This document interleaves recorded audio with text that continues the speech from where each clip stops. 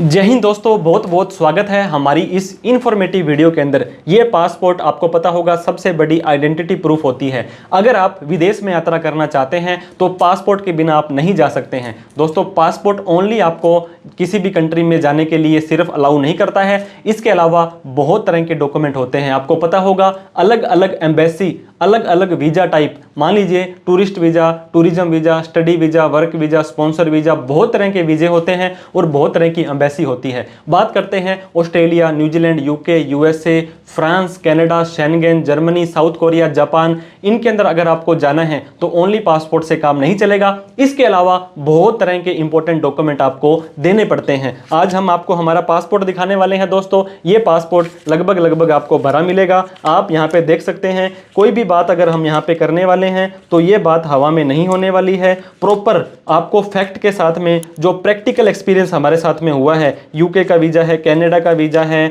Schengen का visa है, हाँ, हालांकि हमारे पास यूएसए का भी वीजा है। तो दोस्तों, एक एक डॉक्यूमेंट के बारे में आपको हमारे चैनल पर डिटेल के अंदर वीडियो मिल जाने वाली है। अगर आपको किसी भी वीजा से रिलेटेड कोई डॉक्यूमेंट रिलेटेड हेल्प चाहिए हो तो या तो कमेंट करके आप हमसे पूछ सकते हैं, या दोस्तों हमारे दिए गए नंबर पर कॉल, मैसेज, व्हाट्सएप कर सकते हैं। तो आज डिटेल में इस पर्टिकुलर टॉपिक के बारे में जान लेते हैं। तो दोस्तों, किसी भी तरह का वीजा अगर आप लगाना चाहते हैं, कहां पर जाना चाहते हैं, उसका प्रॉपर एड्रेस, ठिकाना तो आपको वहां पे देना पड़ेगा। मान लीजिए आपका कोई फ्रेंड, रिलेटिव, रिश्तेदार वहां पे नहीं रहता है, आप जाना चाहते हैं कनाडा के अंदर और आप घूमने जाना चाहते हैं, तो सबसे पहले एयरपोर्ट से उतर के कहाँ जाएंगे? आप अपने होटल के अंदर जाएंगे। उस होटल में कब से लेकर के कब तक रुकने वाले हैं, फिर जो दूसरे कोने में चले जाएंगे वहां पे आप कहाँ रुकेंगे? वो दूसरे होटल में रुकेंगे। हो सकता है आप उस देश के चारों कोनों में जाना चाहते हैं तो आपको 4 एरिया के अंदर अलग अलग होटल करने पड़ेंगे। होटल बुकिंग दोस्तों आपको बहुत तरह की कंट्रीज हैं वो चेकलिस्ट के अंदर देती हैं। वो बोलती हैं कि आप कहाँ रुकेंगे, हमें बताएं। ये एक बात का और ध्यान देना पड़ेगा आपको कि कभी भी कोई भी कंट्री ऐसे नहीं बोलती है, क्योंकि जो एक्सेप्शंस होती हैं वो ऑलवेज देयर होती हैं। आपको पता होगा बहुत तरह की कंट्रीज आपसे कंफर्म और पेड वाली होटल बुकिंग नहीं मांगती है। आजकल आपको पता होगा booking.com है, एगोडा है, और भी बहुत तरह की वेबसाइट है जो आपको एक फिल्टर का ऑप्शन देती है। वहाँ पे आप पे एट होटल, आप क्रेडिट कार्ड अगर आप वहाँ पे लगा भी देते हैं तो जब तक आपका पैसा नहीं कटेगा, जब तक आप उस दिन तक या वहाँ पे तारीख आपको दे दी जाएगी। booking.com से आपको अपना होटल कैसे बुक करना है, इसके ऊपर हमारे चैनल पर आपको डिटेल में वीडियो मिल जाने वाली है, जिसको कि आप आई बटन पर क्लिक करके देख सकते हैं। तो दोस्तों, जितने दिन के लिए आप जा रहे हैं, मान लीजिए आप 1 दिसंबर से लेकर के 15 दिसंबर तक वहाँ पे 3 अलग अलग जगह पर जाएंगे, तो 5-5 दिन के 3 होटल आपको बुकिंग करवा लेनी चाहिए। चाहे आपके पेड हो या अनपेड हो, उनकी प्रॉपर रिसीट आएगी, होटल का नेम, उस कंपनी का नेम, फिर आपका नेम वगैरह आएगा,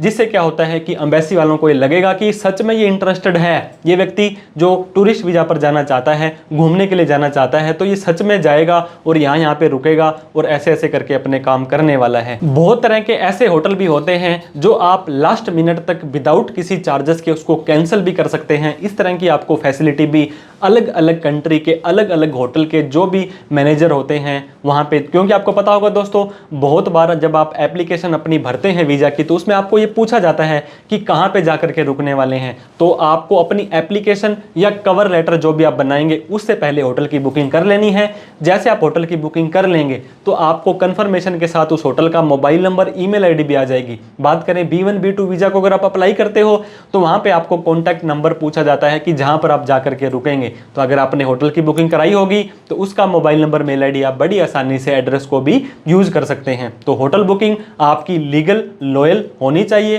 ताकि आपका वीजा आने में आपके चांसेस बढ़ जाएं। तो दोस्तों, आपने जाना इस इंपॉर्टेंट डॉक्यूमेंट को आप कैसे बना सकते हैं। फिर भी कोई डाउट, क्वेरी, क्वेश्चन हमारे से डिस्कस करने से इस वीडियो में रह गई हो तो आप कमेंट करके हमसे पूछ सकते हैं कि सर इस डॉक्यूमेंट को हम कैसे बनाएं, या और भी कोई प्रैक्टिकल आपको क्वेरी आ रही है।